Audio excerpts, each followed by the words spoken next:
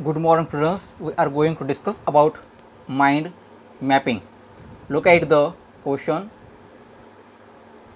Develop a mind mapping frame design to show the benefit of games and sports to the students. You can take the help of the following points in order to develop each of them into further branches. Point is here: fitness and stamina, team spirit and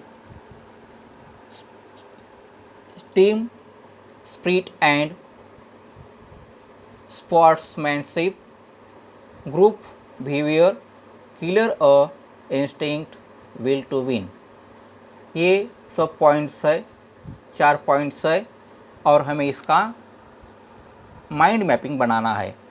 तो central जो idea जो है question में, जो central idea है वो हमें इस जगह सेंटर में लिखनी पड़ती है।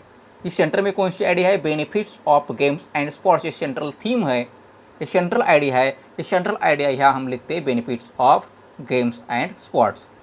समझ में आया होगा। बाद में यहाँ सेंटर में लिखेंगे और ये जो 4 पॉइंट्स जो है, ये 4 पॉइंट्स इसके बाजू में लिखना है। एक पॉइंट्स है ग्रुप बिहेवियर, यहाँ लिखा है।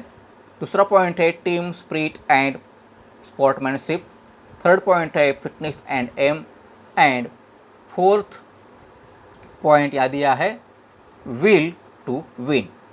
अब हम फर्स्ट पॉइंट का हम सोचेंगे, फिटनेस एंड स्टैमिना।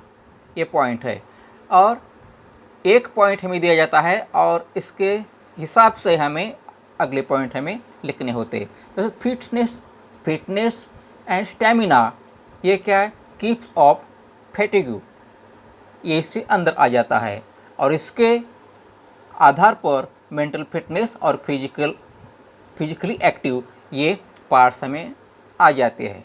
अभी ये दूसरा जो पॉइंट है टीम स्पिरिट एंड स्पोर्ट्समैनशिप, ये पॉइंट है।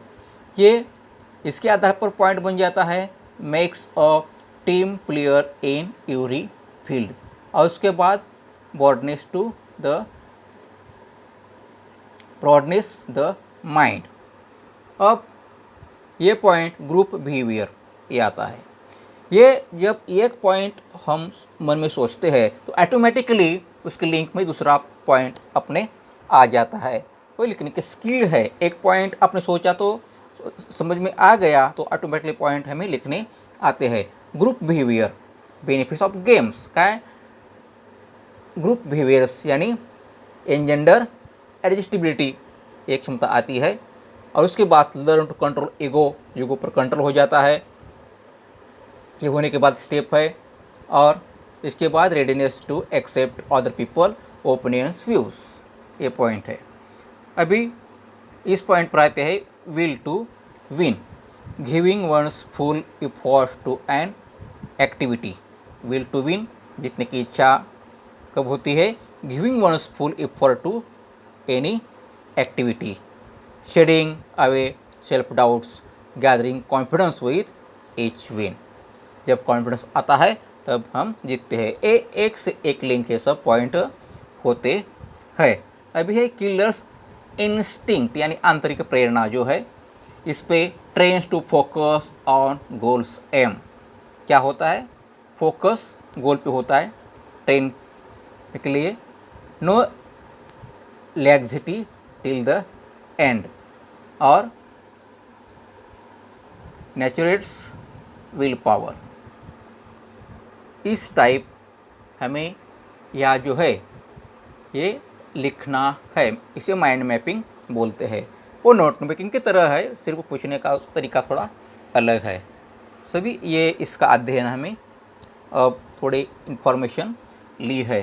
तभी मैं तुम्हें एक होमवर्क देता हूँ, इसके आधार पर दिया है होमवर्क। एक पेज तुम्हें मैंने भेजा है, तो होमवर्क सॉल्व करके मुझे सेंड करो, मुझे बताओ।